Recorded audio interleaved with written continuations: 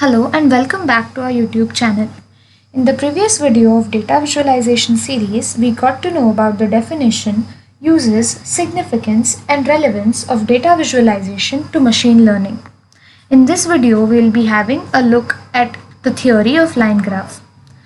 Before we move ahead, it is very important to understand the necessity to go through every graph in detail. It is rightly said by Henry Hubbard that there is magic in graphs.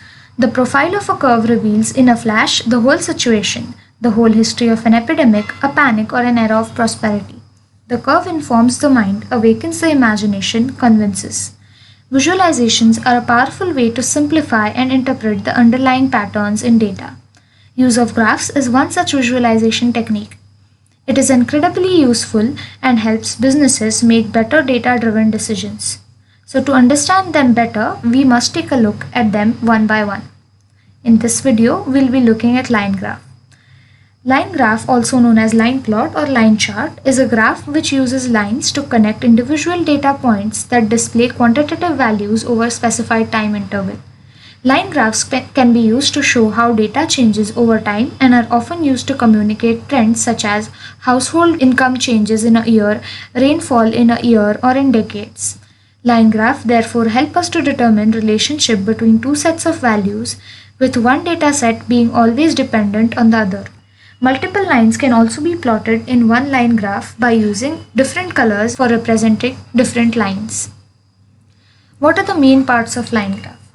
Essentially, the main parts of a line graph are the title, y-axis label, x-axis label, and the data points. Line graphs are plotted on a Cartesian coordinate system. Typically, the y-axis has a quantitative value while the x-axis is a time scale or sequence of intervals. Negative values can be displayed below the x-axis. Now, after plotting a line graph, it is very important to be able to read it correctly. This is not possible if you have a bad scale. That is why it is very important for us to choose an appropriate scale. Once you have the right scale, you will be able to read the graph very easily. The reading begins by reading what the axes denote and what the title says. Then checking and examining every point that is situated on the line graph.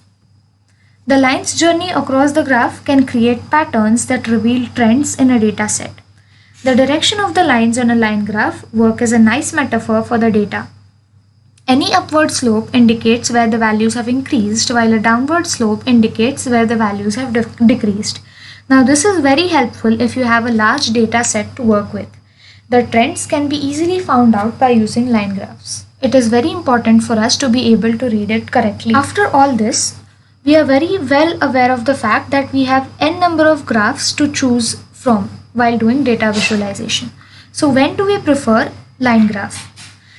Now a pie chart is used when you have a categorical data and you have to compare how much each category weighs or what is the percentage of each category.